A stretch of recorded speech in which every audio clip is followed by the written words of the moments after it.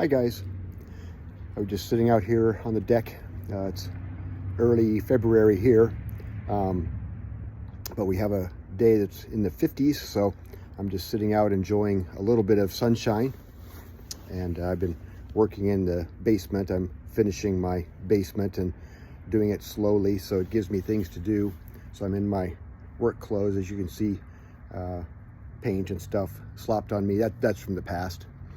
But I was thinking more about the passage where Jesus cleansed the temple, and we covered that a couple videos back, but I was thinking more about it and wanted to address a couple other things I was thinking about. One of the things we were talking about was Jesus cleansed the temple, but now we are the temple of the Holy Spirit. And I was thinking, sometimes people are maybe a little bit afraid of that because they think, well, if I'm the temple of the Holy Spirit, is Jesus going to come and cleanse me? And they kind of imagine Jesus doing that in a kind of a violent, aggressive way, and beating the disobedience out of you. And I wanted to assure you, Jesus is not like that. Jesus has areas that he wants to cleanse in you, the temple of the Holy Spirit, but he does it in a kind and gentle way. There's areas, and you probably can think to yourself of areas that maybe God has been encouraging you to change, but the Holy Spirit is very kind in the ways that he does this. Sometimes people are afraid, well, he's going to expose me, or I'll be shamed, or feel a lot of guilt or something like that. But the Holy Spirit will point out an area to you and give you the opportunity to change that, and ways to change that in simple areas. A lot of times too, we think of things that we think, well, here's an area that I want to cleanse or change, but the Holy Spirit may not have that in mind.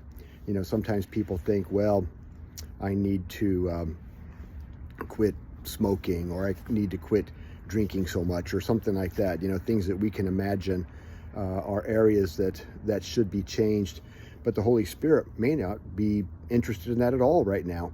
He might be pointing out areas in your life that maybe are areas that you've have unforgiveness, or maybe some areas of anger or bitterness, and he's more interested in changing those instead of necessarily getting rid of external things that you might view as important. The Holy Spirit may say, well, that's not as important right now, but I'd rather deal with areas of unforgiveness or areas that you hold grudges, and he'd rather deal with those first, because they're internal ones that control how you act and react to your world or to your family. And so again, the Holy Spirit, I've heard it talked before, he's a gentleman, and he'll point out areas and give you time. He'll give you ways, though, to deal with those changes he wants to make. Sometimes those will happen in community, areas that you need to maybe confess to people that you're in an accountability group with, people that you trust. And so just look to those areas that God is showing, and just be faithful to take the steps that he's showing you. The other thing I was thinking of, like I've told you before, I'm an optometrist. I have a business, and one of the things I always think for myself is, how am I conducting myself in the church? Do I view the church as a money-making venture for my business? Do I view it as this church group will be a way that I can make money? Now, for me, I always try to avoid that. I want to make money in the world, but not off of the church. And so there's people that find out that I'm in business, and they want to come to me, and that's fine. But I don't make that a primary goal of being in the church. Being in the church is an area of mutual encouragement and support, an area of worship, an area to grow, but it's not a money-making venture for you.